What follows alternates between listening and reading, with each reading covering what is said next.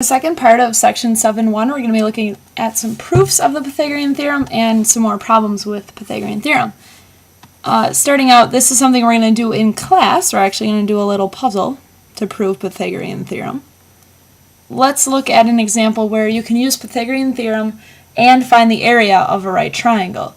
So if I'm supposed to find the area of this right triangle, first of all, we have to know the formula for area of a triangle, which is 1/2 base times height.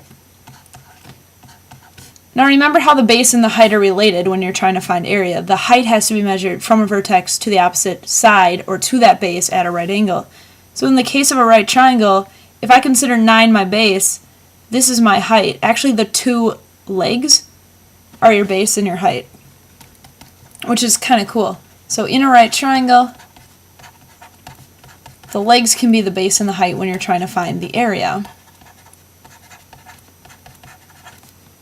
And that's kind of convenient.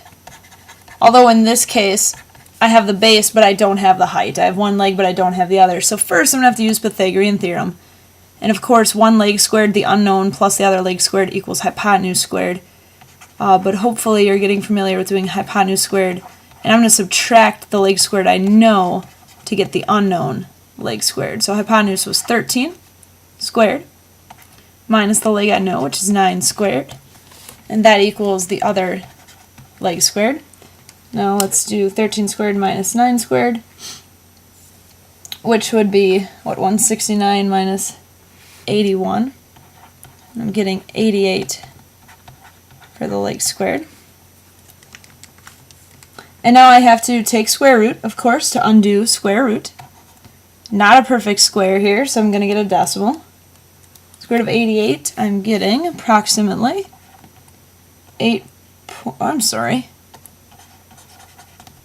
getting approximately 9.38. And I'm going to round to 2 decimal places here. But now I can consider this the base of my right triangle. This will be the height of my right triangle. So when I want to find area, I'm going to do 1/2 times the base of 9 times that height of 9.38. And actually, since I have this decimal exactly sitting in my calculator, I'm just going to do times 9 times 0.5 from the answer I have. And I find out the area of this right triangle is 42.21, rounding to 2 decimal places.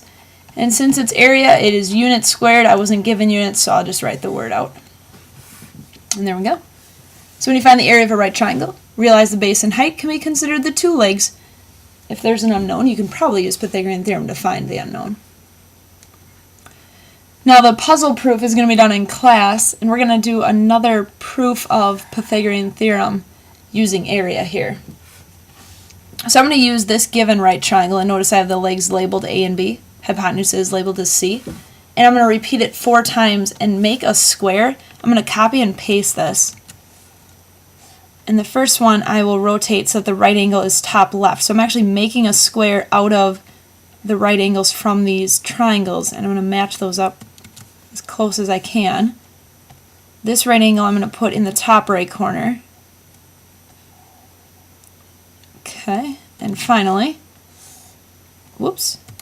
that last triangle I'm going to put down here in the bottom left corner. Cool. So if you notice, I've made one large square. It's made up of the 4 right triangles that I had, and actually this shape inside is another square because of the fact that, you know, these two acute angles in a right triangle add up to 90 degrees. This is the angle between A and C. This is the angle between B and C. Well, notice the angle between A and C and B and C are here. If these are 90, then this has to be 90. So you also have a square in the middle. Now what I want to do is, first I'm going to find the area of the large square, just considering it one large square here. So first, what's the area of the big square? The cool thing is that every side of the square is the same. If you notice, B and A are together, forming every side. What would you do with B and A? What would you do with those lengths to get the total? You would add them. And I'm going to write it as A plus B. That's also the side here. So the big square would be take the side times itself, right? That's how you find the area of a square. Base times height is the same. So it would be A plus B squared. Or I should probably just write A plus B times A plus B, because I'll have to do that anyway, right? A plus b squared means multiply that quantity by itself. And I'm going to have to distribute 4 times here. But if you think about it, I can find the area of the large square and just consider it one big square, or I can find the area of all the parts. Because remember how I had 4 original triangles in here, and I have this inside square. So the area of the big square should equal the area of the 4 triangles plus the area of the smaller square that's in there tilted. Alright, let's think about that. If I have 4 triangles, well, that's 4 areas of one triangle. What's the area of one triangle? 1/2 base times height plus, what's the area of this smaller square? Ooh, the square is c by c, so that would just be c squared. And then, instead of putting base and height for those triangles, what is the base and the height of the triangles? Well, the base and height of right triangles we just talked about could be the legs. So I guess the base would be b and the height would be a. 1/2. Smartboard is mad at me here. I'm going to write it as a times b. I wrote ba first, but it would probably make more sense to do it in alphabetical order.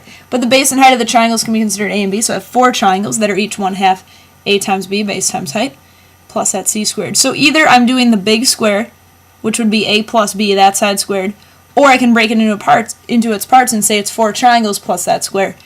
And let's simplify this. First of all, 4 times 1/2 is 2ab plus that c squared.